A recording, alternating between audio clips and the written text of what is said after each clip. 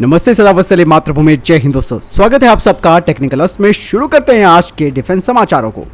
दोस्तों पहली खबर की बात करते हैं तो जम्मू कश्मीर से आ रही है। भारतीय सुरक्षा बलों को आज एक बड़ी कामयाबी मिली है। सशस्त्र बल ने 17 दिन के अंदर शिक्षक रजनी बाला की हत्या का बदला आतंकियों से ले लिया है और आज कुलगांव में हुई मुठभेड़ में 2 आतंकियों को ढेर कर दिया है और ये दोनों आतंकवादी स्कूल शिक्षक रजनी बाला की हत्या में शामिल थे। दोस्तों अगली खबर की बात करते हैं तो आईटीबीपी को लेकर आ रही है। अब आईटीबीपी ने आश्वासन दिया है कि वो नारायणपुर में नक्सलवाद के प्रसार को रोकने के लिए अपनी तैयारियों को पुख्ता कर रही है। आईटीबीपी के सहायक कमांडेंट सत्येंद्र नाथ मिश्रा ने कहा कि कुछ इलाकों में नक्सलवाद को बढ़ावा देने के लिए उसमें भर्ती करने के लिए लोगों को प्रोत्साहित कर रहे हैं। इसके अलावा उन्होंने कहा कि वे अब जुलाई से सुरक्षा बलों को नुकसान पहुंचाने की कोशिश करेंगे। ऐसा इसीलिए क्योंकि बरसात के मौसम में वन क्षेत्र दलदली हो जाता है और जमीन पर खड़ा होना मुश्किल हो जाता है और इसीलिए आईटीबीपी ऐसे विरोधियों से निपटने के लिए अच्छी तरीके से अपनी तैयारी पुख्ता कर रहा है। दोस्तों अगली खबर की बात करते हैं तो रक्षा मंत्री राजनाथ सिंह जी को लेकर आ रही है। रक्षा मंत्री राजनाथ सिंह ने कहा कि भारत ने किसी की जमीन पर 1 इंच कब्जा नहीं किया और हमारे जवान दिन रात सीमाओं की रक्षा करते हैं। राजनाथ सिंह ने बारामूला कैंट में जवानों से मुलाकात की और मुलाकात के दौरान उन्होंने कहा कि जान देकर अपनी जमीन बचाने का जज्बा हमारे जवानों में है। आए दिन कुछ न कुछ ऐसी घटनाएं होती हैं, लेकिन अब आतंकवादी घटनाएं नाम मात्र की रह गई हैं। इसका श्रेय भारतीय सेना को जाता है और रक्षा मंत्री राजनाथ सिंह जी अपने 2 दिवसीय दौरे पर अग्रिम क्षेत्रों का भी दौरा करेंगे। दोस्तों अगली खबर की बात करते हैं तो वो अग्निपथ को लेकर आ रही है और सबसे पहले तो दोस्तों मैं ये अपील करना चाहूँगा कि जो भी छात्र इस वक्त ये हिंसक आंदोलन कर रहे हैं वे कृपया करके अपने आंदोलन को शांत रखें और शांति से अपनी बात को आगे रखें, ना कि उपद्रव मचाकर और ट्रेनों को जलाकर या फिर पब्लिक प्रॉपर्टी को नुकसान पहुंचाने का काम ना करें, क्योंकि इससे हमारे देश की भी छवि खराब होती है और छात्रों की भी। दरअसल कई राज्यों में हिंसा की खबरें आ रही हैं, युवा प्रदर्शन कर रहे हैं और सड़कों पर है। दोस्तों सरकार को भी अब ये बात मालूम चल चुकी है कि अग्निपथ स्कीम को लेकर जो ये घटनाएं हो रही हैं देश भर में, उसे लेकर भी सरकार आश्वस्त है और सरकार लगातार अग्निपथ स्कीम में नई नई चीजों को जोड़ रही है। दोस्तों सरकार की तरफ से अब ये कहा जा रहा है कि अग्निवीर के तौर पर देश की सेवा कर रहे इन युवाओं को अब अपनी पढ़ाई नहीं छोड़नी होगी। इसके लिए शिक्षा मंत्रालय ने रक्षा मंत्रालय की सलाह पर एक नई योजना तैयार की है। इसके तहत अग्निवीर एनआईओएस से पढ़ाई कर सकेंगे। एनआईओएस ने रक्षा मंत्रालय और केंद्र सरकार की इस परिवर्तनशील पहल का स्वागत भी किया है। केंद्रीय मंत्री धर्मेंद्र प्रधान ने ट्विटर पर जानकारी दी है कि शिक्षा मंत्रालय रक्षा मंत्रालय से परामर्श कर एक विशेष कार्यक्रम शुरू करने जा रहा है, जिसमें 10वीं पास अग्निवीर नौकरी के साथ साथ पढ़ाई भी जारी रखेंगे और एनआईओएस से 12वीं का प्रमाण पत्र हासिल करने में भी वो सक्षम रहेंगे। उन्होंने ये भी लिखा कि एनआईओएस का ये कार्यक्रम अग्निपथ योजना की भावना के हिसाब से होगा, जो अग्निवीरों को आगे उच्च शिक्षा और नौकरी प्राप्त करने में सहायक भी होगा। इसके अलावा दोस्तों सेना में भर्ती की नई योजना को लेकर जो विवाद उठ रहा है उसकी चिंता को सरकार दूर लगातार कर रही है, जिसमें यह कहा जा रहा है कि 4 साल की सेवा के बाद रोजगार को सुनिश्चित करने का प्रयास भी किया जाएगा। बता दें कि डीएफएस ने पब्लिक सेक्टर बैंक, इंश्योरेंस कंपनियों और फाइनेंशियल सेक्टर से जुड़ी कंपनियों के साथ खास बैठक की, जिसमें कि अग्निवीरों के सैन्य सेवा पूरी करने के बाद रोजगार को सुनिश्चित करने के तरीकों पर विचार किया गया। इसमें जोर इस बात पर दिया गया है कि सैन्य अनुशासन के साथ अग्निवीर अपना सफल कारोबार खड़ा कर सकेंगे और बैंक उनकी मदद करेगा। दोस्तों वित्त मंत्रालय ने कहा कि मौजूदा सरकारी स्कीमें जैसे कि मुद्रा, स्टैंड अप इंडिया आदि को अग्निवीरों को समर्थन देने के लिए इस्तेमाल किया जाएगा। दोस्तों इतना सारा प्रयास सरकार कर रही है कि 4 साल के बाद युवाओं को बेरोजगार नहीं होना पड़ेगा। इसलिए अब युवाओं को किसी भी तरीके का विरोध प्रदर्शन नहीं करना चाहिए। दोस्तों अगली खबर की बात करते हैं तो भारतीय सेना और भारतीय वायुसेना को लेकर आ रही है। भारतीय सेना और भारतीय वायुसेना के जवान हिमाचल प्रदेश में गोविंद सागर जलाशय में एक संयुक्त अभ्यास कर रहे हैं। ये 2 दिवसीय संयुक्त अभ्यास बुधवार को शुरू किया गया।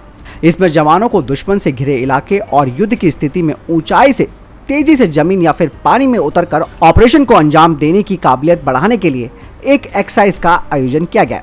भारतीय सेना और भारतीय वायुसेना के जवान इस अभ्यास के दौरान हवा में पैराशूट के जरिए जंप कर तेजी से पानी और सतह पर उतरने के साथ दुश्मन के इलाके में घुसकर अपने ऑपरेशन को अंजाम देने का अभ्यास कर रहे हैं। इस संयुक्त अभ्यास का उद्देश्य जवानों को पानी पर पैराशूट से सफलतापूर्वक उतरने के बाद दुश्मन के इलाके में घुसने और अपने ऑपरेशन को पूरा करने की ट्रेनिंग देना है। जर्मनी की रेजिमेंटल ने अपना KF-51 मेन बैटल टैंक का अनावरण किया है, जिसका 65 टन वजन है। बता दें कि इसमें 130 mm कैलिबर मेन गन है।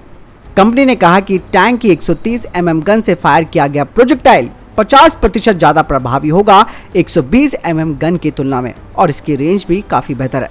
वहीं फ्रांस की कंपनी नेक्स्टर 140 की मेन गन का भी टेस्ट कर रही है, जिसे वो अपने फ्यूचर टैंक प्रोग्राम में इस्तेमाल करेगा, जिसमें कि 70% ज्यादा प्रभावशीलता होगी नाटो स्टैंडर्ड की 120 गन की तुलना में। वहीं दोस्तों भारतीय सेना भी इसी तरीके के टैंक्स को चाहती है। दरअसल इसके लिए DRDO 130 rifle door smooth bore gun को तैयार कर रहा है, जिसे कि next generation main battle tank में लगाया जाएगा। लेकिन अभी सेना मेन गन कैलिबर के लिए विचार कर रही है। हालांकि इसके विकास और इसके टेस्ट के लिए काफी समय बचा हुआ है, क्योंकि भारतीय सेना नेक्स्ट जनरेशन टैंक्स को 2030 से अधिकृत करना शुरू कर देगी। दोस्तों कल भारत ने पृथ्वी 2 मिसाइल का सफलतापूर्वक परीक्षण किया। दोस्तों ये टेस्ट शाम 7:40 पर बालासोर के ITR लॉन्चिंग कॉम्प्लेक्स 3 से किया गया। यह मिसाइल परमाणु संपन्न और सतह से सतह पर मार करने में सक्षम है। पृथ्वी 2 को DRDO ने स्वदेशी ज्ञान कौशल से विकसित किया है। बता दें कि पृथ्वी 2 मिसाइल 500 से 1000 किलोग्राम वजन तक के हथियारों को ले जाने में सक्षम है। सतह से सतह पर 350 किलोमीटर से ज्यादा तक मार करने वाली इस मिसाइल में तरल ईंधन वाले 2 इंजन लगाए गए हैं। इसे तरल यानी कि लिक्विड और ठोस यानी कि सॉलिड दोनों तरह के ईंधनों से संचालित किया जा सकता है। कहा यह जा रहा है कि यह मिसाइल 350 किलोमीटर से ज्यादा तक प्रहार करने में सक्षम है। दोस्तों अगली खबर की बात करते हैं तो वो सेमीकंडक्टर चिप्स को लेकर आ रही है। दरअसल भारत अब चिप सप्लाई चेन के लिए करीबन $30 बिलियन खर्च करेगा, क्योंकि भारत का लक्ष्य है आने वाले सालों में वैश्विक सेमीकंडक्टर हब बनना और चिप्स पर अपनी इंडिपेंडेंसी को बनाए रखने के लिए अपने प्रौद्योगिकी क्षेत्र में 30 बिलियन का पंप करने के लिए भारत तैयार हो चुका है। भारत ये काम ताइवान के साथ मिलकर करेगा। दरअसल भारत ताइपे एसोसिएशन के महानिदेशक ने बताया कि भारत में चिप्स के साथ साथ डिस्प्ले, उन्नत रसायन यानी कि advance chemicals, networking, telecom equipments, batteries और इलेक्ट्रॉनिक्स का निर्माण किया जाएगा। और दुनिया भर में सेमीकंडक्टर्स की जो मांग बढ़ रही है, ऐसे में 2030 तक भारत में सेमीकंडक्टर की मांग $110 अरब तक पहुंच जाएगी। तो उस समय तक ये विश्व की मांग की 10% से अधिक होने की संभावना है। बता दें कि भारत और ताइवान ने फ्री ट्रेड एग्रीमेंट पर भी साइन कर रखे हैं, जिसमें कि ताइवान की एक कंपनी भारत में सेमीकंडक्टर निर्माण केंद्र बनाने पर अपना मुख्य ध्यान देगी। यदि ये सब समय से हो जाता है तो दोनों पक्षों के लिए ये एक विन विन सिचुएशन होगी, यानी कि एक जीत की स्थिति होगी, क्योंकि भारत वैश्विक सेमीकंडक्टर विनिर्माण केंद्र बनने की इच्छा रखता है और ताइवान चीन से अपने व्यापार को दूर करना चाहता है और आपसी सहयोग के विस्तार से इस क्षेत्र में जबरदस्त प्रगति होगी। दोस्तों अगली खबर चाइना से आ रही है।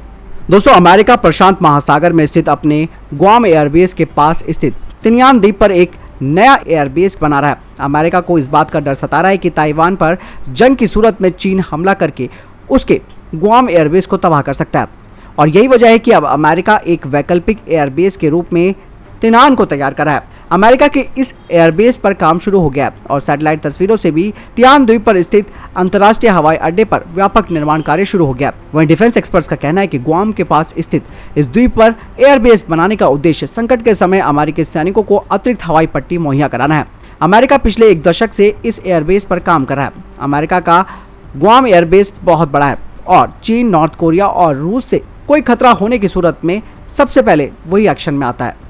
बता दें कि इस एयरबेस को बनाने के लिए अमेरिका $16 करोड़ खर्च कर रहा है और ये 2025 तक बनकर तैयार हो जाएगा। दोस्तों अगली खबर की बात करते हैं तो वो भी चाइना को लेकर आ रही है। दरअसल चाइना अब बलूचिस्तान में सेना तैनात करना चाहता है। चीन के राष्ट्रपति शी जिनपिंग के बुलावे पर पहली बार ड्रैगन की सरजमी पर पहुंचे पाकिस्तानी सेना प्रमुख जनरल कमर जावेद बाजवा के इस दौरे की असली वजह अब सामने आने लगी है। बलूचिस्तान पोस्ट के मुताबिक बलूच लिबरेशन आर्मी के भीषण हमलों के डर से चीन अब ग्वादर समेत बलूचिस्तान के कई हिस्सों में अपनी सुरक्षा एजेंसियों को तैनात करना चाहता है। जनरल बाजवा ने चीन के इस प्रस्ताव पर विचार के लिए समय मांगा है। जनरल बाजवा के नेतृत्व में पाकिस्तान के तीनों सेनाओं का एक दल अहम बैठक के लिए पिछले दिनों चीन गया था। इस बैठक के दौरान चीनी सेना के शीर्ष अधिकारियों ने पाकिस्तानी सेना प्रमुख को जमकर सुनाया था। चीन ने कहा कि सीपैक परियोजना में काम कर रहे और पाकिस्तान में रह रहे चीनी नागरिकों की हत्या की जा रही है।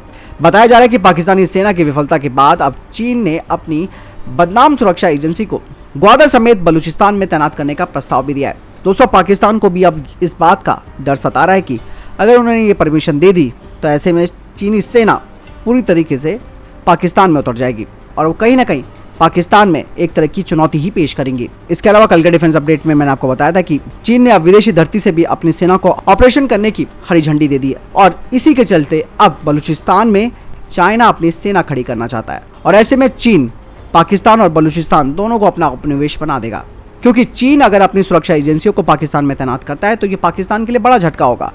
वहीं जो डिफेंस एक्सपर्ट्स कहते हैं कि इससे पाकिस्तान की संप्रभुता कमजोर होगी और चीनी सुरक्षा एजेंसियों के नाम पर अगर सैनिक आते हैं तो पाकिस्तान का यह इलाका चीनी उपनिवेश में बदल जाएगा।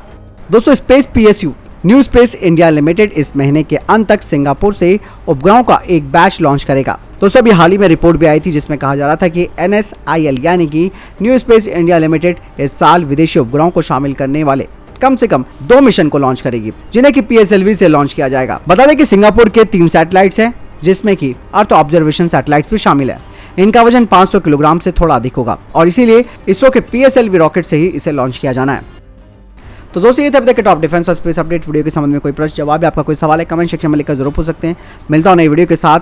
चैनल जरूर सब्सक्राइब कीजिएगा। जय हिंद, वंदे मातरम।